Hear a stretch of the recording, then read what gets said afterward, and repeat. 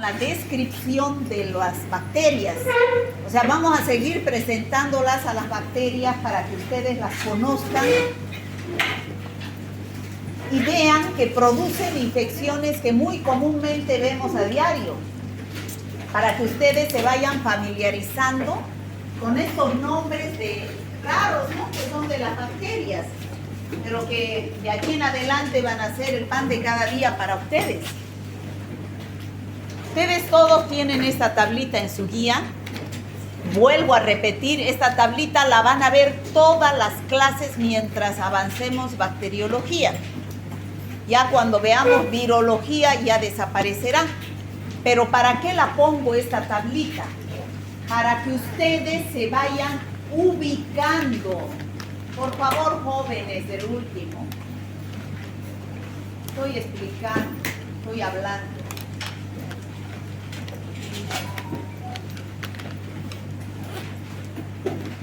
Bueno, los que llegan recién ya saben que yo vengo temprano, ¿ya? Y empiezo la clase 8:30.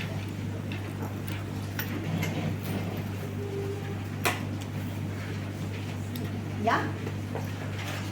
Bueno, les decía que esta tablita ustedes la van a ver todos los días que yo lleve bacteriología. ¿Por qué? Porque voy de lo general a lo específico. Esta es la clasificación de la tinción de Gram. ¿Por qué hemos empezado la descripción de las bacterias? A ver, joven, el último de allá me va a decir. Usted, el de al lado. Usted, ¿qué hemos avanzado en la anterior clase?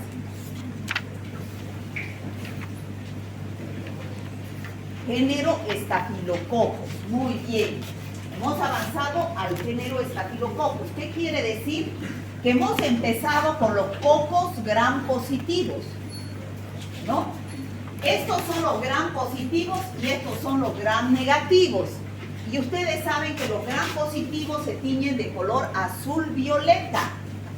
Entonces, hemos empezado con el género Staphylococcus, que pertenece a la familia Micrococcacea, género Staphylococcus, especies Aureus, Epidermidis, Saprophyticus, entre las más importantes. Hoy día vamos a avanzar otro género de cocos gram positivos, que es el género Streptococcus. El género Streptococcus vamos a ver 5 especies importantes. Streptococcus pyogenes, Agalactiae del grupo Viridans, Streptococcus pneumoniae, llamado también neumococo. ¿Ya?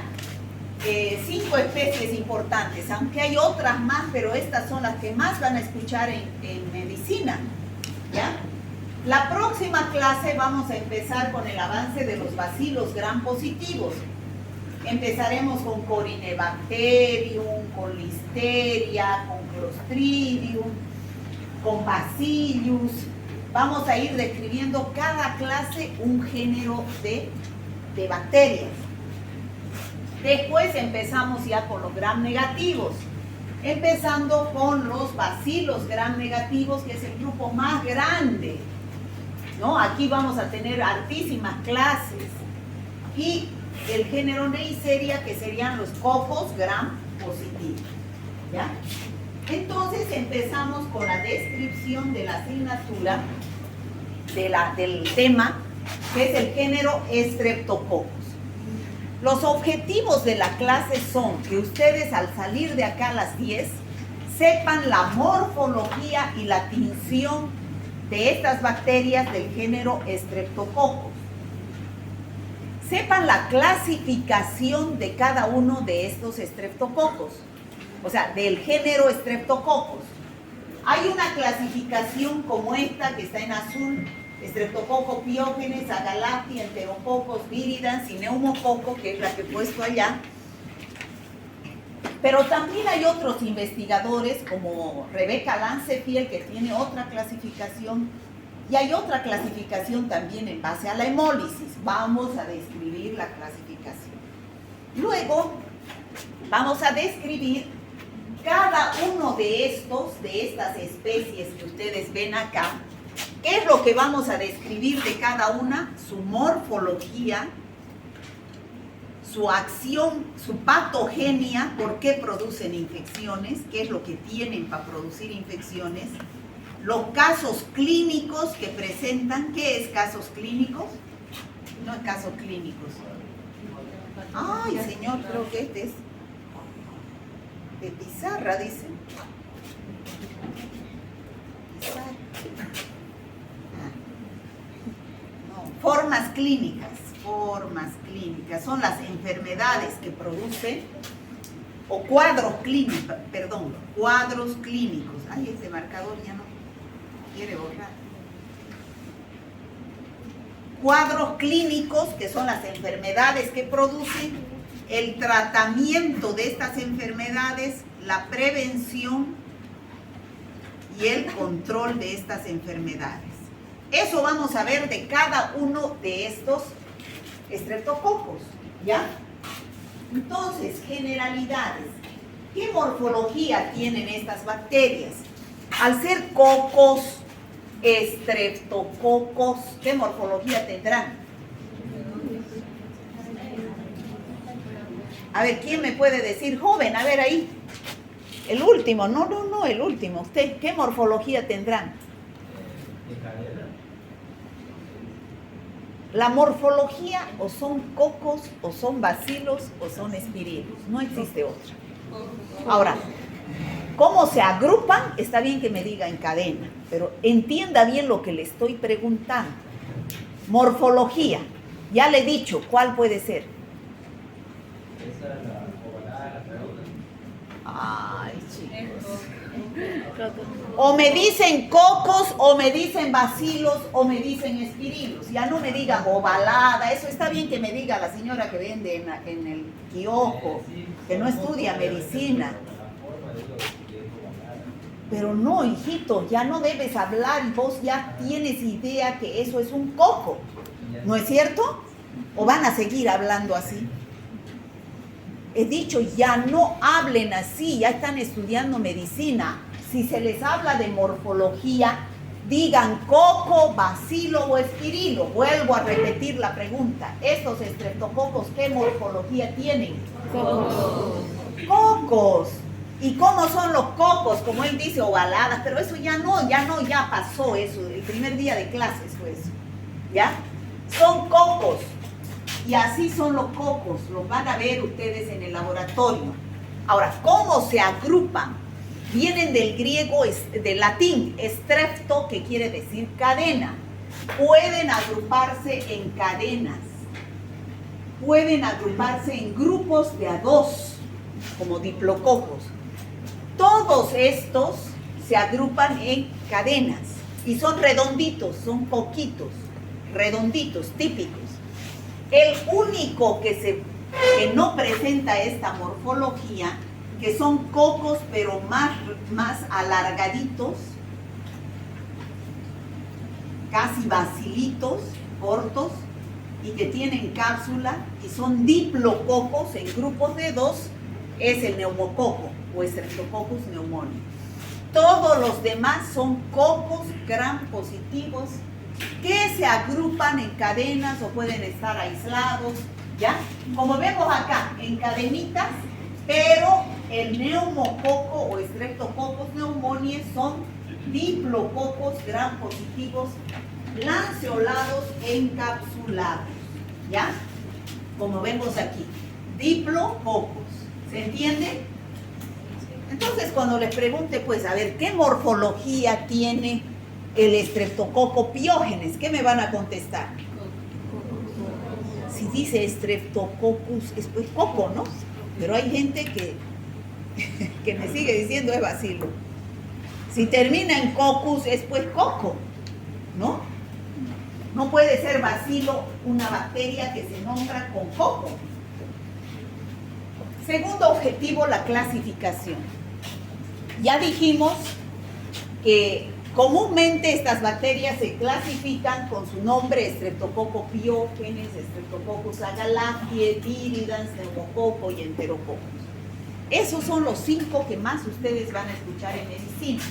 Ahora, también le dije, hay otros investigadores como Rebecca Lancefield que los clasifica con las letras del alfabeto en mayúscula de acuerdo a un antígeno que encontró en su pared celular.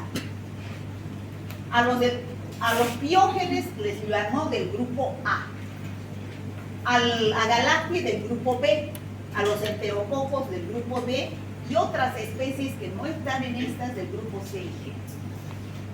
Al neumococo y al grupo viridans no encontró el antígeno, por eso ella no lo clasificó. Entonces, ¿por qué les explico esto? Porque en algunos libros no va a decir Streptococcus pyogenes, va a decir Streptococcus del grupo A de Lancefield. No va a decir Streptococcus agalactiae, va a decir Streptococcus del grupo B de Lancefield, del grupo A de Lancefield. Estos no tienen clasificación de Lancefield y estos son del grupo D de Lancefield. ¿Se entiende? ¿Sí? Ahora, otra clasificación es en base a la hemólisis que produce.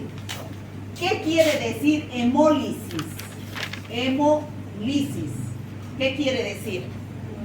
Hemo, ¿qué es? Sangre, ¿no? La hematología es el estudio de las células sanguíneas. Hemo es sangre. Y lisis, destrucción. Destrucción. Entonces, ¿qué quiere decir? Que estas bacterias, los estreptococos, ya me olvidaba decir, pertenecen a la familia se llama Streptococcaceae. El género es Streptococcus y estas son las especies, sus hijos. ¿Ya?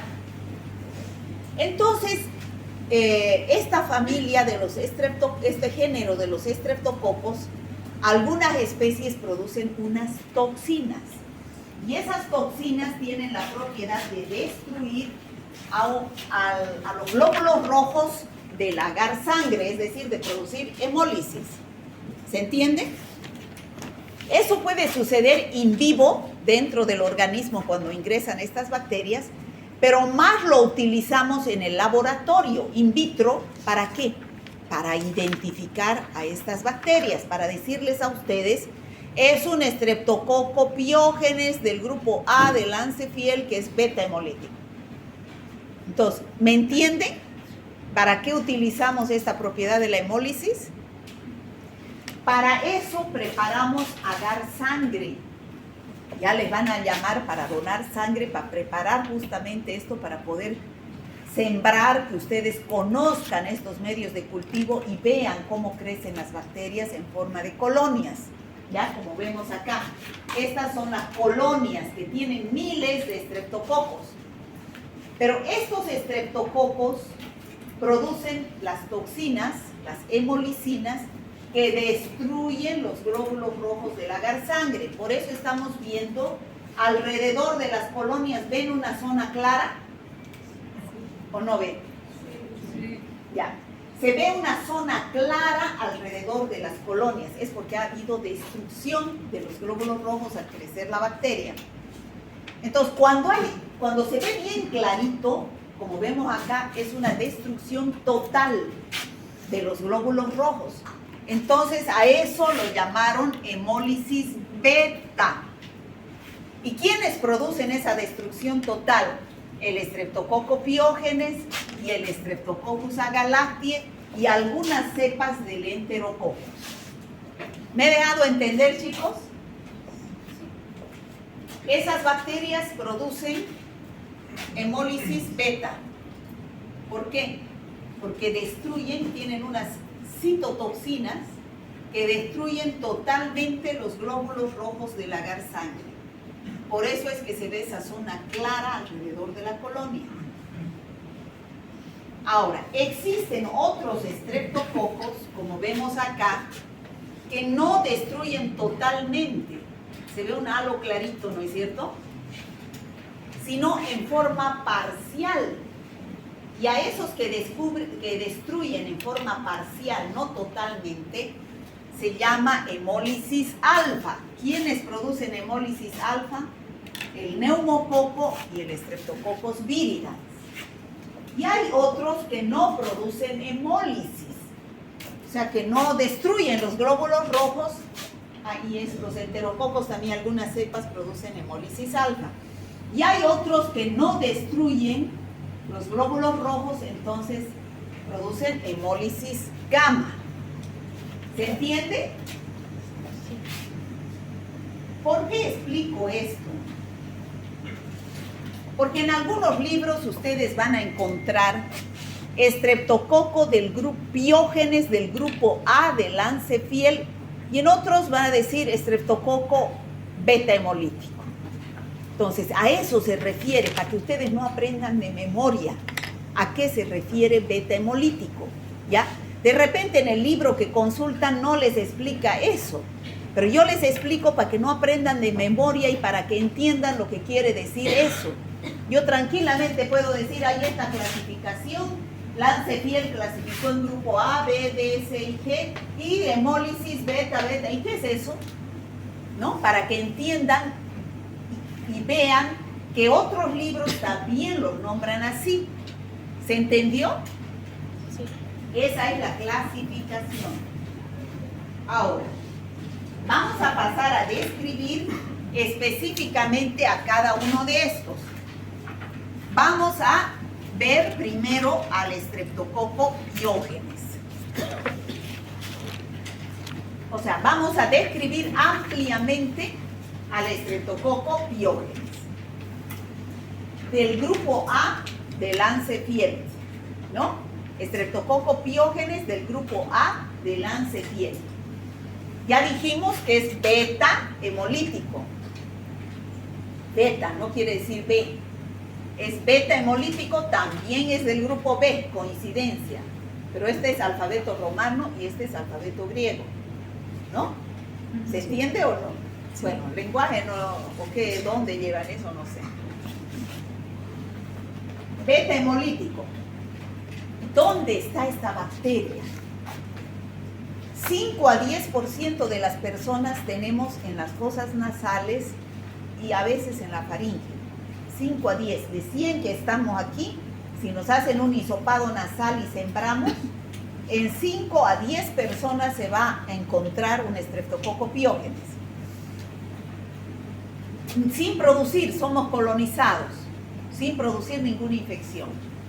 Pero en pacientes inmunodeprimidos pueden producir infección. Por eso es que el personal de salud, vuelvo a repetir, debe usar barbijo porque están colonizados con todas las bacterias del hospital. Todas las bacterias del hospital las tienen los médicos, las enfermeras. Entonces, por eso es los que más deben utilizar normas de bioseguridad, porque están tratando a pacientes que tienen alguna enfermedad de base y son inmunodeprimidos por esa enfermedad de base. A ellos no, en la nariz no les hacen nada, pero estornudan o hablan delante del paciente y ese paciente puede matarlo, ¿no? Que les quede claro eso, usar barbijo, usar guantes, lavarse las manos, normas de bioseguridad para evitar las infecciones que el personal de salud puede llevar a estos pacientes. Bueno, aquí tenemos, este es el estreptococo Piógenes, ya hemos dicho que es un coco gram positivo que se agrupa en cadenas. Esta es la hemólisis que produce. Esta es la hemólisis que produce. Vemos beta hemólisis, destrucción total de los glóbulos rojos de la sangre debido a la estreptolicina O, que es una hemólisis completa. Pero además produce enzimas, que son las DNasas, hialuronidasas, estreptoquinasas, que también se debe la acción patógena de estas bacterias. Ahí tenemos más claro, gracias a qué estas bacterias producen las enfermedades que vamos a citar a continuación. Producen enzimas como estreptoquinasa, estreptodornasa, hialuronidasas, estearasas. Producen toxinas como la toxina O y S, estreptolicina O y S. Una toxina que vamos a citar más tardecito cuando estemos describiendo las enfermedades, de aquí a unos 20 minutos, la toxina eritrogénica que produce una enfermedad que se llama escarlatina. La escarlatina, han debido escuchar ustedes, es una enfermedad con que produce exantema. Todos saben qué es exantema, ¿no? ¿Saben o no saben? Si yo les hablo, produce exantema, ¿qué se van a imaginar? Granito. Granitos en la piel. ¿A alguien le ha dado dengue? A muchos. Yo me imagino que después han cursado con una picazón y unos granitos en la piel. Eso es exantema. La varicela produce exantema, el sarampión produce exantema. Hay varias enfermedades que producen exantema y la escarlatina, producida por la toxina eritrogénica, también produce exantema. Vamos a ver a continuación. También produce enfermedades debido a que esta bacteria tiene su cápsula, ¿ya? Tiene cápsula. ¿Y la cápsula, qué acción tiene la cápsula en las bacterias? De protección y virulencia. Acción antifagocitaria. ¿Qué significa antifagocitaria? Evita la fagocitosis por los macrófagos, ¿no? Ingresan estas bacterias y vienen los macrófagos. ¿Saben qué son los macrófagos, no? Son células que tenemos, que son nuestros policías que vienen a querer comerse a las bacterias. Entonces, si esa bacteria tiene una cápsula, evita que sea fagocitada. Es un mecanismo de defensa que tienen las bacterias. Entonces, las bacterias que tienen cápsula tienen acción antifagocitaria y son más difíciles de combatirlas. Bueno, ya hemos visto la morfología, hemos visto a qué se debe la patogenia. Vamos a ver los cuadros clínicos. ¿Qué enfermedades produce? Un montón de enfermedades que vamos a citar a continuación. Y esto es por cual a ustedes les interesa saber y estudiar a los estreptococos. Muchas de estas enfermedades ustedes las habrán visto, ¿no? Y las hemos dividido en dos.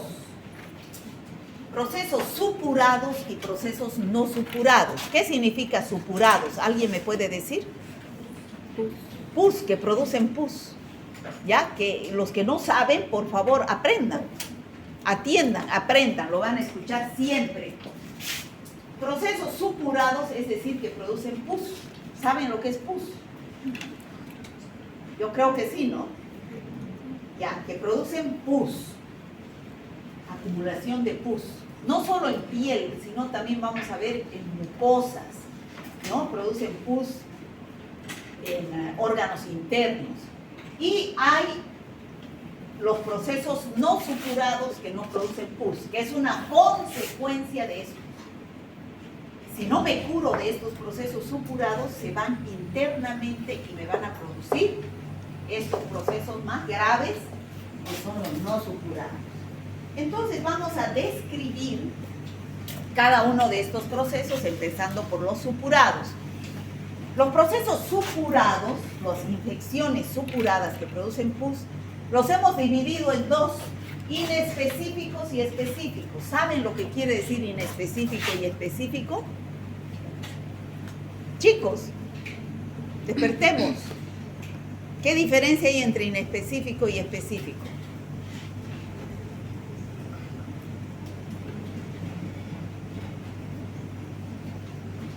A ver. En el caso del específico sería que produce específicamente el estreptococcus. Muy bien. Específico significa que es algo propio de alguien. Esa computadora es específicamente mía, no es de ella, ni de ella, ni de ella. Entonces, ¿qué quiere decir esto? Que estas infecciones específicas son producidas específicamente por el Streptococcus pyogenes, no por otra bacteria. Si ustedes escuchan hablar de erisipela, que seguro han escuchado hablar, de escarlatina, son dos enfermedades que empiezan con E para que se acuerden. Erisipela y escarlatina son producidas específicamente por Streptococcus pyogenes, no por otra bacteria. Sin embargo, estos procesos, cuadros clínicos inespecíficos, también son producidos por otras bacterias, además del Streptococcus pyogenes. Empezando de lo más simple, que es la piel, lo más superficial, y llegando a las infecciones más graves, generalizadas, vamos a describir. La piel, el impétigo, ya hemos visto en la anterior clase que también es producido por el Staphylococcus aureus. que son esas infecciones purulentas que aparecen alrededor de la boca de los niños, alrededor de los ojos, de la nariz, ¿no es cierto? Impétigo también Staphylococcus aureus. O sea, no es específico del piógenes. La piodermitis. En las mucosas vamos a ver una infección importantísima que ustedes la ven siempre. ¿Alguien ha sufrido de faringitis? ¿Qué es faringitis?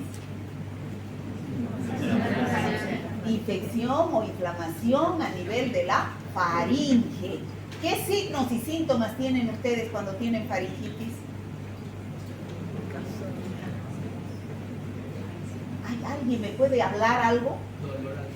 Dolor al tragar, pero ustedes de hoy día en adelante no me van a decir dolor al tragar. Está bien que el paciente diga, doctor, tengo dolor al tragar, verás, me duele hasta mi saliva. Ustedes van a decir odinofagia. Dolor al tragar, odinofagia, ¿ya? En la historia clínica ustedes tienen que escribir paciente con odinofagia. Dificultad para tragar, no puedo tragar, por eso los niños que están así no comen porque les duele al tragar, no pueden tragar. La dificultad para tragar se llama disfagia. Disfagia, ¿ya? Van a tener fiebre algunas veces. Faringe, si abre la boca, se va a ver una faringe eritematosa. ¿Qué es eritematosa? Roja. Edematosa, ¿qué es edematosa? Inflamada, así hinchada, ¿no? Edema, es eso. Y si es por Streptococcus pyogenes, o sea, ustedes siempre van a tener, me duele al tragar, tengo dificultad, fiebre, eso es faringitis. Pero ustedes saben que las infecciones respiratorias no solamente son producidas por el Streptococcus pyogenes, es decir, por bacterias. La mayoría son virales, por virus, ¿ya? Hasta aquí puede ser virus o bacteria, coronavirus, adenovirus, cualquier virus o bacteria, cualquiera. ¿Cuál es lo específico cuando es piógenes? Aparecen unos puntos blancos, ¿de qué? De pus. O sea, si ustedes le hacen abrir la boca, el paciente va a presentar en el fondo unos puntos blancos de pus. Eso es específico para decir es una faringitis estreptocócica. Y entonces ustedes van a pedir un hisopado faríngeo y seguro que el laboratorio, bueno, más que seguro que el laboratorio les va a decir es un Streptococcus pyogenes. Pero si ustedes ven solo hasta aquí y no ven estos puntos blancos de pus, es más que sea cualquier otra bacteria y más todavía que sea un virus. Entonces, cuando van... y otra cosa que hay es adenopatías. ¿Saben lo que es adenopatías? Inflamación en los ganglios. Inflamación de los ganglios. Muy bien, tenemos ganglios, ¿no es cierto? Aquí, cercanos al lugar de la infección. El médico lo que hace es revisar así, ¿no es cierto? Si están los ganglios y aparecen unas bolitas aquí. A eso se llama adenopatías. ¿Está claro eso? ¿Van a aprender estos términos al salir de aquí? Sí. Adenopatías, ¿ya? Van a dejar de hablar como hablan cualquier persona que estudia otra cosa, sino como estudiantes de medicina, ¿ya? Entonces, si ustedes tienen, o su mamá o su papá, ay, que me duele la garganta, y van a la farmacia y les dan, ¿qué les dan? La mayoría va a la farmacia, me duele la garganta, por no ir al médico. ¿Qué les dan? Amoxicilina, ampicilina, ¿y qué es eso? Antibiótico.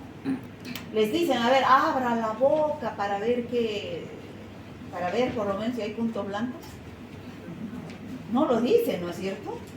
Entonces, la amoxicilina y la ampicilina, si fuera un virus, ¿sirve?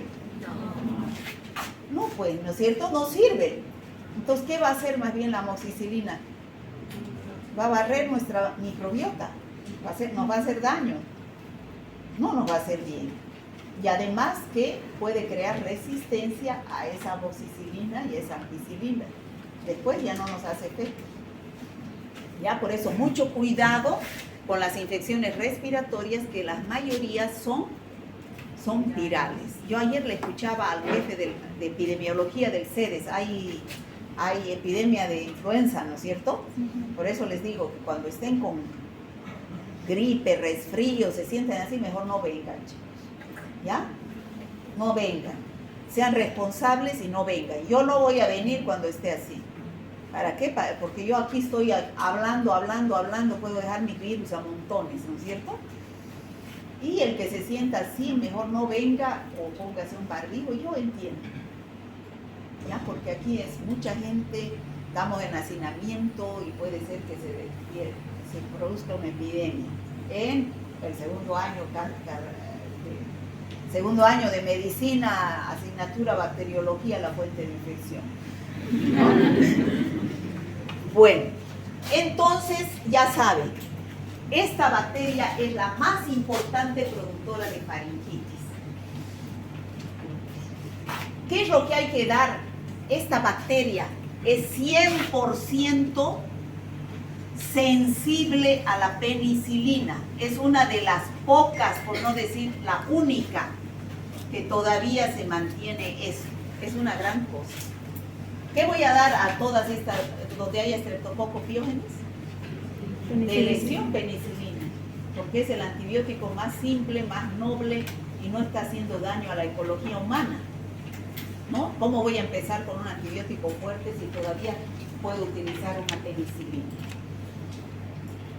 Si no hago el tratamiento de la faringitis estreptocócica, que sobre todo es en los niños, esa estreptococo se va a otros órganos, produciendo autocomplejos, sobre todo a los riñones, y puede dar a lo largo estos procesos supurados, que son la no supurados, que son la glomerulonefritis aguda, que aparece después de una infección en piel y faringe que no ha sido curada ni tratada, o la fiebre reumática y la endocarditis. ¿Ya? Por eso es tan importante tratar las faringitis en los niños, sobre todo si son estreptocócicas. Si es viral, las infecciones virales respiratorias no se tratan con antivirales, se tratan ¿con qué? ¿Cómo es el tratamiento de los virus? Sintomático. ¿Qué significa sintomático? Tratar los síntomas. Si el paciente tiene fiebre, se da un antipirético, paracetamol. Si el paciente tiene dolor, se da un antiinflamatorio, un ibuprofeno, un diclofenaco, no sé, un ketorolaco. Pero no se da antibiótico, antiviral, nada. El tratamiento es sintomático, tratar los síntomas, porque los procesos virales son autolimitados. ¿Qué quiere decir? Que están 3 o 4 días o una semana máximo y se van de por sí. ¿Ya? Solamente facilitar para que el paciente no se sienta mal, tratando sus síntomas. ¿Ya? Bueno, también por vecindad puede producir otitis, puede producir sinusitis, que es inflamación de los ganglios frontales y de los senos frontales y de los senos paranasales. También puede producir abscesos, forúnculos. También puede ir a los virus, a las vísceras y a las meninges y producir meningitis, igual que el Staphylococcus aureus, bacterias de Borrito, la anterior clase. También puede producir endocarditis, sobre todo estos estreptococos del grupo viridans producen endocarditis, también el Piógenes. Y la infección más grave es la sepsis puerperal. Es una infección generalizada, por eso es sepsis, ¿no es cierto? ¿Qué es puerperal? Después del parto. O sea, la mujer que tiene su hijo por parto, inmediatamente se empieza a sentir con fiebre, una sepsis, una infección generalizada. Y generalmente, ¿por qué es eso? Porque los instrumentos que se utilizaron para el parto no estaban estériles, estaban contaminados con Streptococcus pyogenes, y esa paciente se infecta y le da sepsis puerperal. Generalmente esto ocurre cuando se hacen los abortos clandestinos, ¿no es cierto? Cuando no no se utiliza, pues no se tiene el cuidado de utilizar material estéril. Ahí son las muertes que llegan a la maternidad, ya cuando están con sepsis puerperal y no se la puede curar. Y dice, murió en la maternidad, pero se hizo el aborto ¿dónde? En los quintos infiernos, donde no hay ni, de repente ni un médico era, ¿no? ¿Con qué instrumentos? Entonces le viene una sepsis puerperal. Bueno, vamos a empezar entonces a ver en figuras esos procesos. El impétigo, en piel. Ya hemos dicho que el impétigo son estas lesiones pustulosas que aparecen alrededor de los orificios de la cara, sobre todo en los niños que no tienen buena higiene, se rascan y con sus uñas abren una heridita por donde ingresa la bacteria y es alrededor de los orificios de la cara, pero también puede aparecer en otras partes del cuerpo. En la piel ya dijimos que aparecen los forúnculos, los abscesos, igual que el estafilococo aureus. También el Streptococcus pyogenes es causante de esta infección, pero es más común el estafilococo aureus. Ahí tenemos abscesos, que son acumulaciones de pus, que ya saben ustedes, absceso drenado, es absceso curado. Hemos visto en piel. En mucosas hemos dicho faringitis. Ahí está una faringe eritematosa, edematosa, con puntos blancos de pus, ¿no? Puntos blancos de pus. Entonces, esa es una faringitis estreptocócica. Si no tuviera puntos blancos, ¿en qué sospechamos? ¿Faringitis? ¿Dónde están, chicos? Si no tuviera puntos blancos, ¿de qué sospechamos? Faringitis viral, pero sin miedo, viral. Viral. ¿Y cómo es el tratamiento? Sintomático. ¿Qué van a pedir cuando vean una faringe así? ¿Qué van a pedir?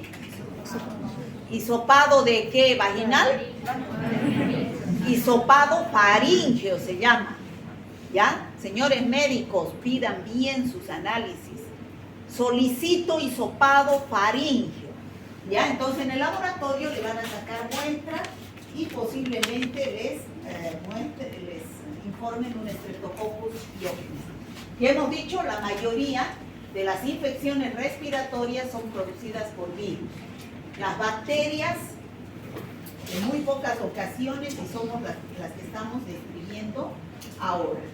Estos son los ganglios inflamados, estos son las adenopatías, ¿no? Adenopatías, ganglios inflamados, los ganglios, cercanos al lugar de la infección, ¿no? Si son virus, son los rinovirus, coronavirus, influenza, parainfluenza, adenovirus, todos esos vamos a llevar en virología. Estos son los más frecuentes productores de faringitis. Y de las bacterias, el Streptococcus pyogenes, ya que es el que estamos avanzando hoy. Mucho menos frecuentes estos de acá, que vamos a llevar también. Fíjense acá, esa es una faringitis estreptocócica. Esa es una faringitis estreptocócica. Y aquí tenemos el exantema. ¿Qué se llama esta enfermedad? Escarlatina. Escarlatina. La enfermedad se llama escarlatina. El signo clínico que el médico ve, ¿qué es esto? Exantema. ¿Ya? Cuando yo les pregunte qué cuadro clínico produce el Streptococcus pyogenes específicamente en la piel, ¿qué me van a decir? Escarlatina, no me digan exantema. Ya, el exantema es un signo clínico. Bueno, esa es la erisipela. ¿Han visto ustedes erisipela alguna vez? Estos dos pies son de la misma persona, pie izquierdo y pie derecho. Pie sano y pie con erisipela. Generalmente esta persona ha tenido una herida en el pie, que es la puerta de entrada por donde ingresa la bacteria.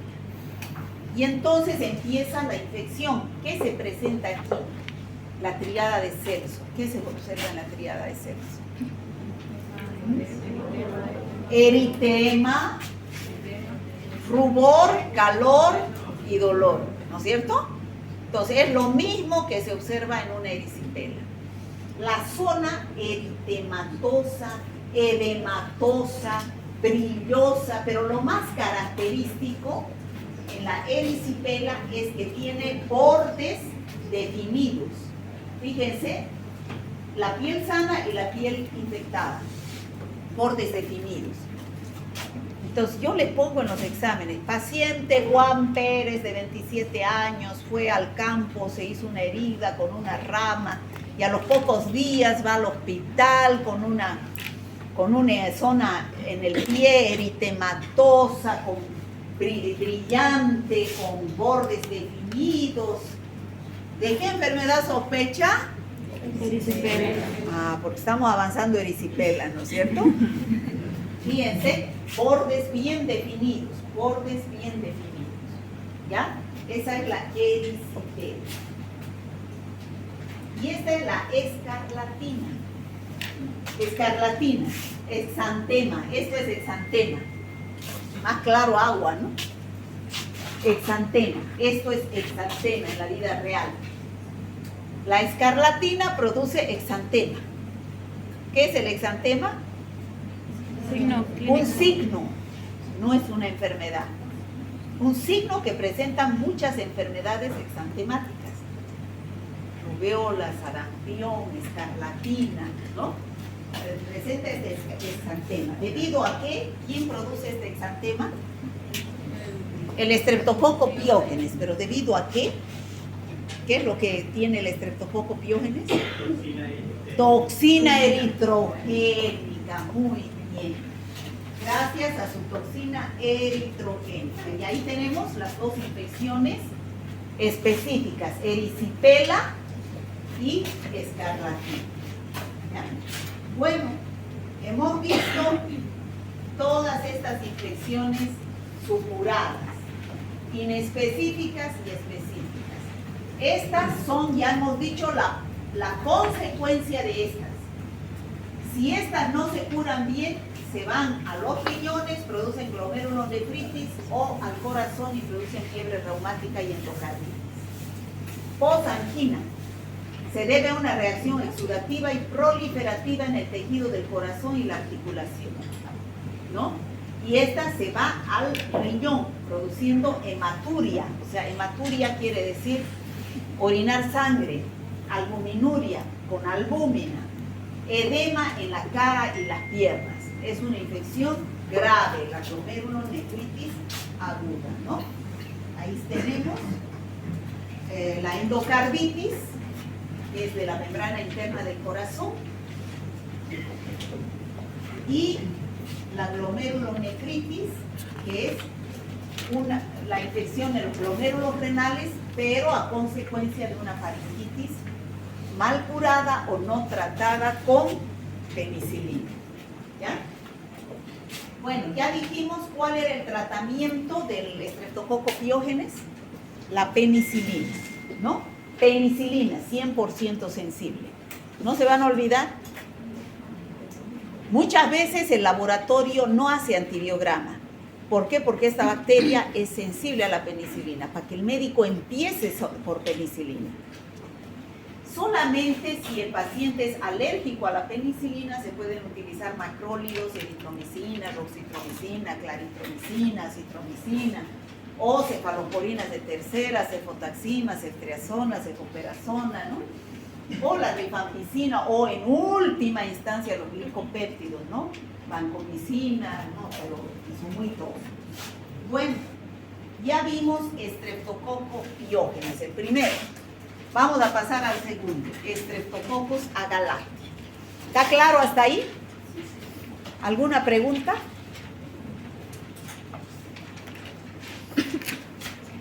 Streptococcus agalactiae pertenece al grupo B de Lanzeviel, es flora normal intestinal y genital de la mujer, produce infecciones neonatales. ¿Qué quiere decir?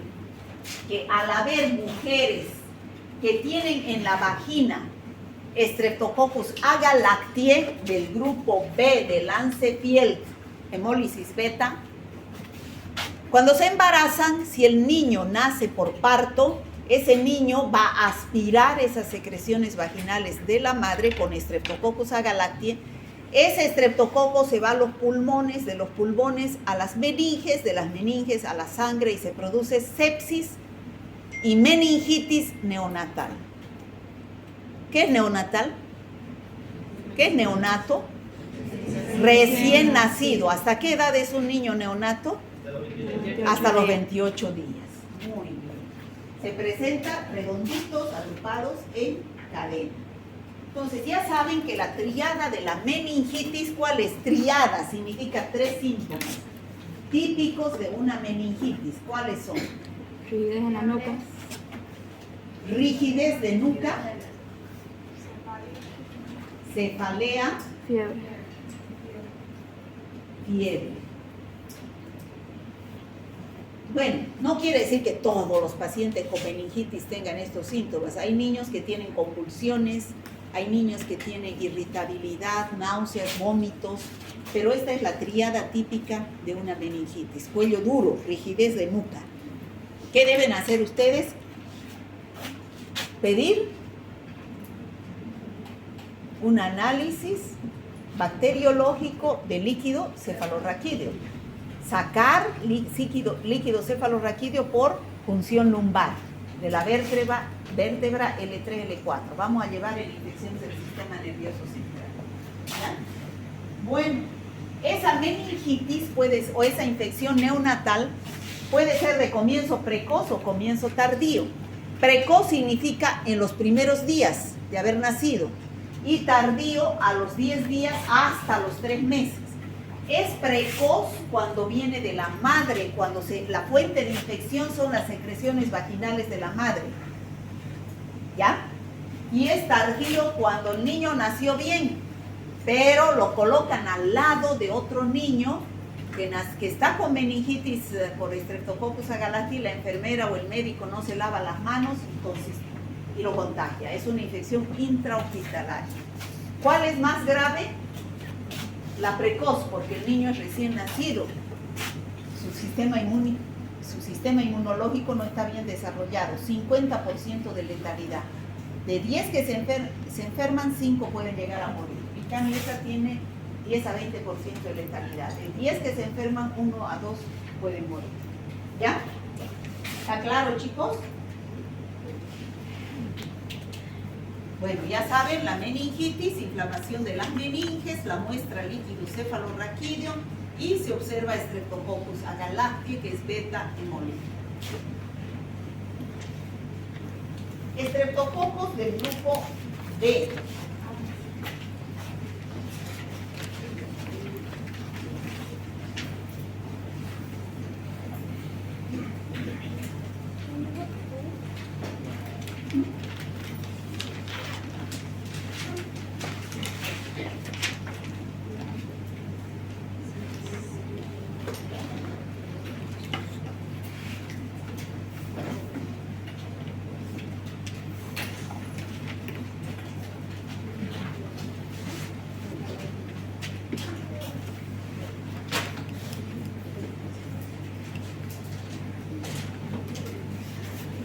Este Streptococcus del grupo B, vamos a ver ahora. ¿Cuáles son? Antes se llamaban Streptococcus, ahora se llaman Enterococcus. ¿Ya? Ya no pertenecen a este género, pero se los estudia juntos. Enterococcus fecalis, Enterococcus faecium, Enterococcus avium. Entero, ¿qué quiere decir, chicos? Para que nunca se olviden, ¿qué quiere decir entero? Intestino. Intestino. ¿Dónde? Esto sí, todos. Todos tenemos enterococos en nuestro intestino como microbiota. ¿Ya? Pero cuando sale del intestino estos enterococos, pueden llegar hacia el aparato urinario y producir infecciones urinarias. Ahí no son comunes, no debe haber nada. A las meninges producir meningitis, al endocardio producir endocarditis, pueden producir sepsis, ¿no? O sea, son bacterias graves. Normalmente el intestino, la boca y la piel es donde más se encuentran, sobre todo intestino. ¿Cuál es la enfermedad que no podrían causar estas bacterias? Infecciones intestinales. Muy bien, porque vive en el intestino, ¿no? Si yo les digo, ¿qué infección no puede producir los enterococos? Diarreas, pues chicos. Por si no todo el tiempo estuviéramos con diarreas y tenemos todos enterococos en el intestino. ¿Ya? Cuando sale del intestino y va a otros órganos estériles, puede llegar a producir estas infecciones urinarias, meningitis, endocarditis. ¿Está claro? Viridans. Streptococos del grupo Viridans. Bueno, todos tenemos en la boca Streptococcus viridans. Si nos hacen un hisopado de la lengua y sembramos, va a crecer Streptococcus viridans en todo el mundo. O sea, en la cavidad orofaríngea, mucosa bucal, faringe, lengua.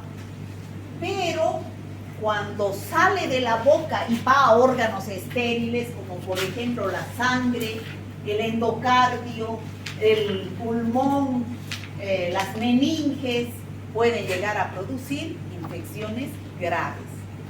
Es muy común, por ejemplo, que como está en la boca, en pacientes que se sale la muela, por ejemplo, que sacan la muela, tienen una herida en la boca, es una puerta de entrada para que ingresen las bacterias. Si no tenemos buenas defensas, que esa entrada de bacterias del Streptococcus viridans lo pueda neutralizar, si somos inmunodeprimidos, se puede ir al corazón y producir endocarditis, ¿ya? O sepsis, u otras infecciones, ¿ya? Hay una bacteria de este grupo viridans que se llama Streptococcus mutans, que ya lo hablamos la primera clase, que tiene glicocálix, ¿se acuerdan? Sí. Y gracias a ese glicocálix se adhiere fuertemente al esmalte dental y produce la caries dental. Entonces el Streptococcus mutans es el agente etiológico de la caries dental. ¿Estamos? Es el grupo viridans. Y por último tenemos al Streptococcus pneumoniae, también importantísimo como el neumococo, como el Streptococcus pyogenes. Se llama también neumococo. ¿Cómo es su morfología? Diplococos gram positivos con cápsula. Y gracias a esa cápsula se debe su virulencia. Fíjense, no son tan redonditos, no son coquitos perfectos, son alargaditos. Entonces, por eso se dice diplococos gram positivos. Así lo vemos en el microscopio. Diplococos gram positivos, encapsulados. Entonces, cuando ingresa, existe un porcentaje de pacientes que tienen en la nariz, pero puede llegar de la nariz hacia los pulmones y producir la enfermedad más grave, que es la neumonía. Y ahí viene su nombre, Streptococcus pneumoniae. ¿Ya? Esta bacteria tiene capacidad de multiplicación en los tejidos del huésped porque invade gracias a la cápsula que tiene. Esa cápsula es responsable de su virulencia porque tiene acción, ya dijimos, antifagocitaria. Evita la fagocitosis por los macrófagos. Entonces, de la rinofaringe, esta bacteria pasa hacia órganos internos, ¿no? Sobre todo en pacientes inmunodeprimidos. ¿Cuál es la patología o la enfermedad, el cuadro clínico más importante que produce el Streptococcus pneumoniae? La neumonía. ¿Qué es neumonía, chicos? Cuando viene un paciente, esta es la tríada típica de la neumonía, para que se acuerden. De la neumonía es esta. ¿La otra de qué era? De la neumonía. Es tos con expectoración. ¿Saben lo que es expectoración? ¿No? ¿No saben qué es expectoración? Flema. Flema que sale, pero ustedes ya no van a decir flemas, van a decir esputo. ¿Ya? Tampoco le van a decir a su paciente, ¿y usted tiene esputo? Igual como ustedes van a decir, ¿y qué es eso? tiene flema, al paciente se le habla con términos sencillos. Ustedes aquí en clase y cuando se hagan su ejercicio profesional, tienen que hablar con terminología médica, pero al paciente hay que hablarle con terminología sencilla de la calle, porque ellos no tienen por qué saber el esputo, ¿no? Entonces, tos con expectoración, o sea, productiva, ¿no? Dolor, al toser, dolor en punta del costado. Dolor en punta del costado y fiebre. Algunos libros dicen disnea, dificultad respiratoria, ¿no? Pero la triada típica es esa. Si yo les digo, ¿cuál es la triada típica de la meningitis? Cuidado que me digan tos con expectoración. ¿O cuál es la triada típica de la neumonía? Cuidado que me digan rigidez de nuca, ¿no? Ubíquense, chicos, piensen lo que uno les pregunta. No aprendan de memoria jamás. Lo único que les pido que aprendan de memoria son los antibióticos. Lo único que les digo. Después, todas las preguntas en los exámenes son de razonamiento para que aprendan. Son re sencillos mis exámenes, de lo que les hablo, pero de razonamiento, que piensen, ¿no? Que empiecen a pensar, no de memoria. Lo que sí quiero en memoria, vuelvo a repetir, son los antibióticos. Si yo les digo, a ver, díganme los aminoglucósidos, quiero que me reciten. Amicacina, gentamicina, netilmicina, estreptomicina, canamicina. Así, ¿no? A ver, díganme macrólidos, eritromicina, roxitromicina, acitromicina, claritromicina, ¿no? Así tienen que aprender los antibióticos, les va a servir toda su vida, toda su vida. Ayer vino un auxiliar que está haciendo ya su residencia, me dijo, ay doctora, ¿cómo nos ha exigido que aprendamos los antibióticos? No sabe cómo sirve, ¿no? O sea que estudien, chicos, la próxima semana es su examen de antibióticos. Y no solamente es para ese examen, también les voy a preguntar, los exámenes les voy a seguir preguntando antibióticos. De aquí tienen que salir sabiendo antibióticos, aunque no les guste, pero lo van a agradecer, ¿ya? Entonces, la neumonía, ya hemos dicho, es una infección respiratoria. ¿Quién produce la mayoría? ¿Cuáles son los agentes etiológicos de la mayoría de las infecciones respiratorias? Los virus. Pero en el caso que produzcan las bacterias, o sea, la mayoría que un paciente tiene, tos, dolor en punta del costado, fiebre, es un virus. Pero cuando es por expectoración, piensen en una bacteria. Tos seca generalmente es un virus o una neumonía atípica, no es típica, bacteriana, ¿ya? Pero cuando es producida por neumococo, es la neumonía lobar, es típica, tos con expectoración, ¿ya? Generalmente aparece después de una gripe o después de un resfrío mal curado, se complica con una neumonía, ¿ya? Llega al alveolo pulmonar y se inicia el cuadro de la típica neumonía con dolor en punta de costado, producción de esputo, fiebres, escalofríos, puede llegar a los bronquios, producir bronconeumonías, a los abscesos de pulmón y pleuresías en la pleura purulentas. Neumonía lobar es la patología más importante y es el agente número 1 productor de neumonía de la comunidad. ¿Saben lo que es neumonía de la comunidad? ¿Qué es la comunidad?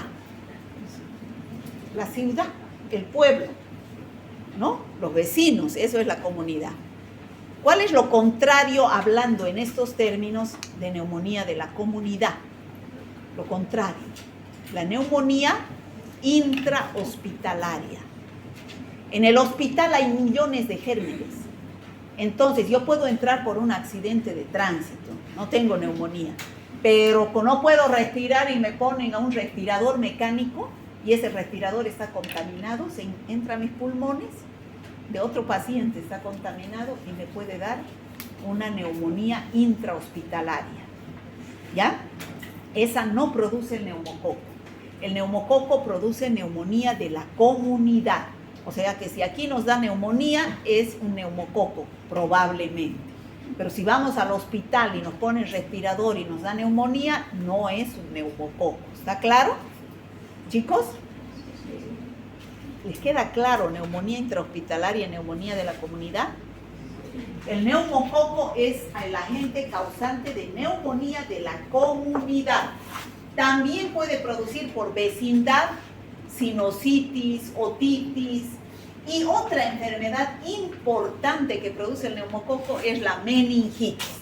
O sea que el neumococo, además de producir neumonía típica de la comunidad, produce meningitis, pero no en neonatos como el Streptococcus agarrante. Produce en niños ya más grandecitos y adultos, ¿no?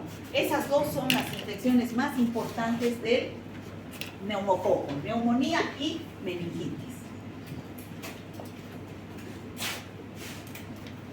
Bueno, ante cualquiera de estos cuadros, chicos, ya saben ustedes que deben pedir un examen bacteriológico, ¿no es cierto?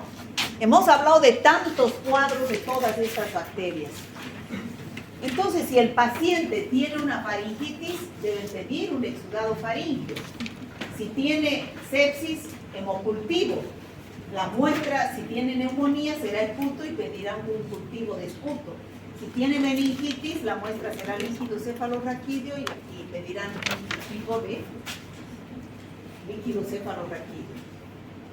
De laboratorio hacen el análisis microbiológico que tarda 48 a 72 horas, donde hacen el examen directo, la tinción de Gram, ven las bacterias, siembran en el agar sangre, ven la hemólisis, identifican a la bacteria y hacen su antibiograma. Algo importante, si ustedes sospechan que el paciente tiene neumonía, díganle ustedes como médicos, porque ustedes son los que lo ven al paciente. Si piden cultivo de esputo, siempre díganle, no lleve la saliva. ¿De dónde es la saliva? ¿De los pulmones? ¿Dónde es la infección? Si tiene neumonía, ¿dónde es la infección? En los pulmones. ¿Y la saliva será una muestra de los pulmones? No. La mayoría llevan saliva porque ustedes no le dicen lleve la flema esa que sale de los pulmones. Ahí van a encontrar a las bacterias causantes. Si ustedes le dicen lleve la saliva aquí, así le dicen, yo sé. Lleven su saliva, que esa lleven ahí en el frasco. ¿Qué va a crecer ahí? La flora de la boca. Eso va a crecer. No va a crecer lo de adentro, lo que está produciendo la enfermedad. Eso les encargo, por favor. ¿Ya? Bueno, en el caso del neumococo, ¿cuál es el tratamiento? Ya hay resistencia a la penicilina. No es como en el Streptococcus pyogenes, 100% sensible a la penicilina. Aquí hay una resistencia, inclusive actualmente se habla del 30%. Por alteración de las PVP, ¿no? De la pared celular. Ya ustedes saben qué es eso. Se da otros antibióticos, macrólidos, cefaloporinas, glicopéptidos. Bueno, hemos terminado. ¿Alguna pregunta, chicos? Entonces pregunto yo. La morfología, ¿cómo es del género Streptococcus, joven, acté? Cocos, muy bien. Y en la tinción de Gram, ¿cómo se observa? Ya no da mi garganta. No, estoy enferma. ¿Qué es? A usted, pues, ¿cómo se observa? Ya no puedo. Muy bien. Cite las especies del género Streptococcus.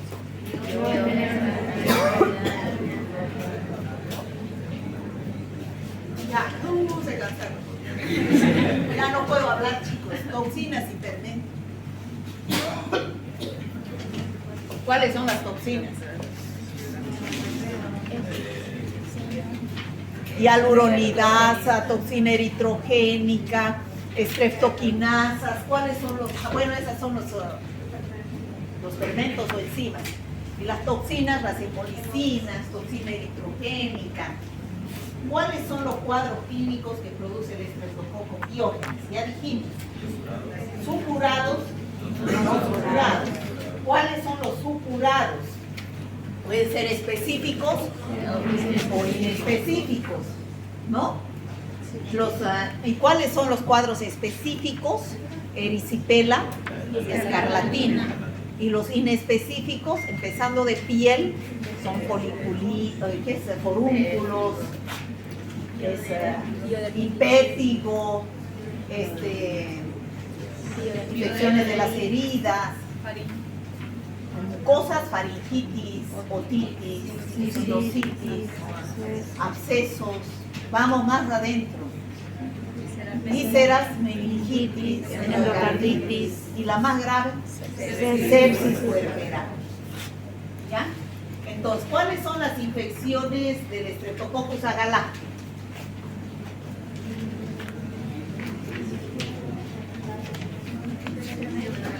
¿Pero qué neonatales?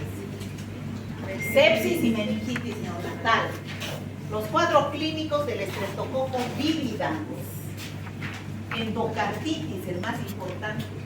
Endocarditis, sepsis, bacteremias y del Streptococcus mutans. Caries dental.